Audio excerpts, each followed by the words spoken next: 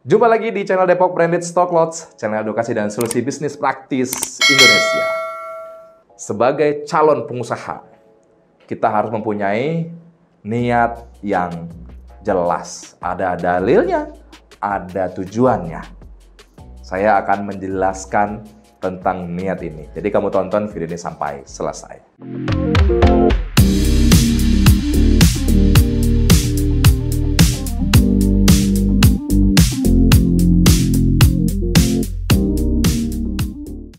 Jadi, ketika kita menjadi seorang pengusaha, harus tahu dulu benar-benar niatnya. Apakah niatnya itu karena dunia saja ataupun memang karena akhirat saja. Jadi di sini kita ada membahas yang namanya nawaitunya adalah ruhiyah dan akhliyah, ya. Menjadikan dua ini sesuatu yang berbeda, ya. Tapi pada dasarnya, ya, apapun yang kita lakukan yang belum ada niatnya, semoga menonton video ini, semoga niatnya kembali diluruskan. Ketika kita berbicara akhliyah, jadi kita berbicara di sini perbuatan seorang owner, baik kepada timnya, kepada customernya. Ketika dia memberikan garansi ke customer, ketika dia memberikan jaminan tersebut, maka apa dasar niatnya? Ketika niatnya adalah untuk menjaga customer ini supaya tetap yakin dan tidak beralih ke perusahaan lain, bisa dikatakan adalah aktivitas akhliyah. Aktivitas memang kebaikan untuk di dunia, gitu kan? Dan kemudian ketika kita juga berbicara seorang owner kepada karyawannya, gitu, karyawannya ada yang bersikap tidak baik, attitude tidak baik, atau yang panjang tangan, maka punishment apa yang akan kita berikan kepada dia? Oh, seumpamanya ketika dia sudah mencuri di toko kita, kemudian kita biarkan saja, kita anggap itu sebagai sedekah, kasihan. Nah, maka di sini juga dilarang. Dilarang kenapa? Karena memang sesuatu yang tidak baik itu jangan dibiarkan.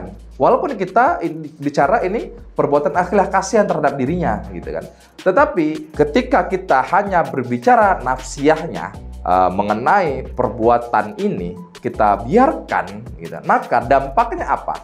Dampaknya adalah bisa kejadian ini terulang oleh si pelakunya karena mengabaikan, karena tidak mendapatkan punishment yang tinggi, maka perusahaan ini juga akan mengalami kemunduran, kebangkrutan, dan ini berakibat fatal. Maka ini bukan ranah lagi akhliyah, tapi ranah ruhiyah. Tapi di sini adalah kita berbicara ranah akhliyah. Ranah akhliyah di mana? Ya, ketika kita mengabaikan ini berdampak bahaya. Bukan lagi ranah ruhiyah di sini, gitu kan? Ranah ruhiyah. Oh, biarkan, oh, nggak sedekah, tidak cocok, gitu kan? Ketika kita harus mengeluarkan karyawan kita ini, ya kita keluarkan. Karena apa? Karena ini berdampak kemunduran pada perusahaan kita. Ini berbicara apa? Berbicara akhliyah, berbicara duniawi, gitu kan? Apakah kita anggap itu sedekah? Tidak tepat waktunya. Nah, jadi di sini ya teman-teman harus bisa memahami, ya, harus bersikap tegas kepada timnya, karena ini kita berbicara duniawi, ya, bukan berbicara yang dimana kita sebagai sarana ibadah, gitu. Ketika ya kita berbicara sarana ruhiyah, ya kita sediakan karyawan kita ini tempat ibadah, ya kan, berikan dia waktu untuk sholat. Ya, kemudian kita berikan dia apa? Kita berikan dia adalah makan yang kita sediakan untuk dia dengan niat kita apa? Dengan niat kita untuk beribadah. Dengan niat kita adalah ruhiyah. Ya, karena apa? Ada dalilnya. Makanan yang kita berikan kepada dia adalah untuk menopang apa kehidupan dia, untuk membuat dia bertenaga dan berpikir, gitu kan? Dan di sini boleh kita jadikan sebagai apa? Kita jadikan sebagai ruhiyah. Ya, tetapi ketika nasi yang kita sediakan dibuang sama dia, itu maka kita berikan punishment karena anak tidak lagi bersyukur. Tetapi apa yang harus kita lakukan? Kita SP dia, kita peringati dia, kita marahi dia. Dan inilah kesikapan yang tegas seorang owner harus dimiliki, ya. Seorang owner harus memiliki sikap yang tegas, ya.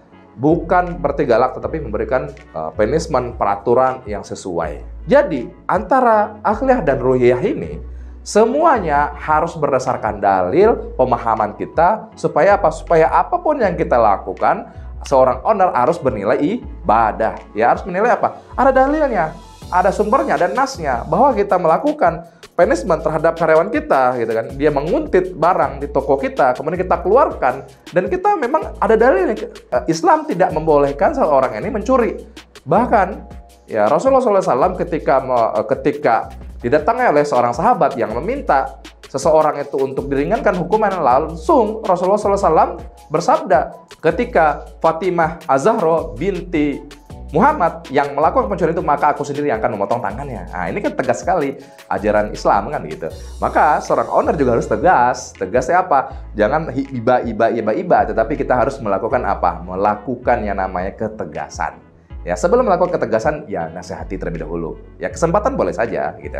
Tetapi yang harus kita lakukan adalah bersikap tegas kepada karyawan dan juga kepada customer kita, gitu kan. Kita memberikan garansi sebagainya, kita di situ niat, oh seorang muslim itu harus amanah. Nah, jadi hubungan kita dengan karyawan, hubungan kita dengan mitra dan yang lain-lainnya, gitu, kita dasarkan itu semua sebagai ibadah, yang mana manfaatnya dari kita jadikan sebagai nilai ibadah, ada manfaatnya, hikmahnya. Ketika memang kita niatnya lillah, maka ada hikmahnya. Hikmahnya apa? Hikmahnya adalah kita mendapatkan pahala, yang kedua adalah kebaikan buat kita, gitu kan.